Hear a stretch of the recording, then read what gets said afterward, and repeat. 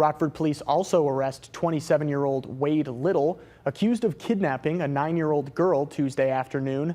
Police were told about the missing girl in the 600 block of North Rockton Avenue. They would later find her in the 1200 block of West State Street. Investigators say the girl was with Little, who was a registered sex offender.